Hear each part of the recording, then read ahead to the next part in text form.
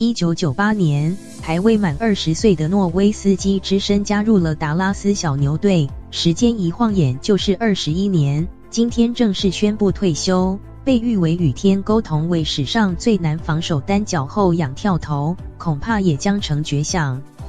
诺维斯基 Dirk Nowitzki 出生在世家，妈妈是职业篮球员，父亲则是德国手球代表队成员，姐姐曾经是地区的田径冠军。从小身高就鹤立鸡群的他，篮球无疑是最佳选择。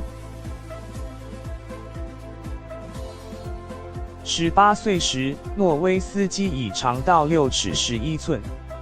1998年在美国举办的品牌篮球巡回赛，诺维斯基的出色表现吸引了球探目光，他甚至在当时 NBA 明星大前锋巴克利 Charles Barkley 面前灌篮，巴克利也盛赞诺维斯基是天才。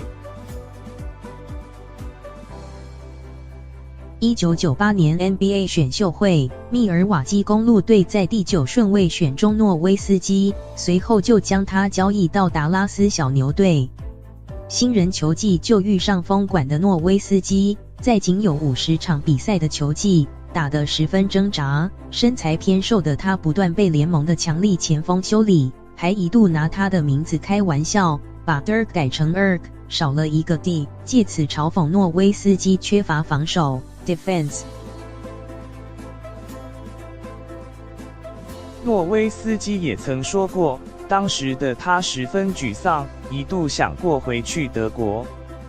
但随着库班 Mark Cuban 在2000年买下小牛队，诺维斯基的光芒再也藏不住。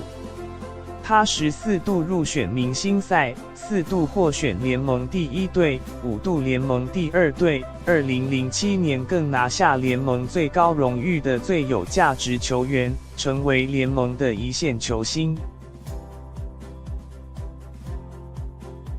2011年，诺维斯基带领小牛队一路打到总冠军赛，并且在不被看好的情况下，几乎是只手带领小牛队以4-2打败由詹姆斯 LeBron James、韦德 Wayne Wade 与波许 Chris Bosh 联手的迈阿密热火队，为小牛队拿下创队至今唯一的冠军杯。21年的光阴转眼过，诺维斯基决定退休。库班今天在主场最终战后，也表示将为诺维斯基盖一座最酷、最大的雕像，向这个小牛队史上最伟大的球星致敬。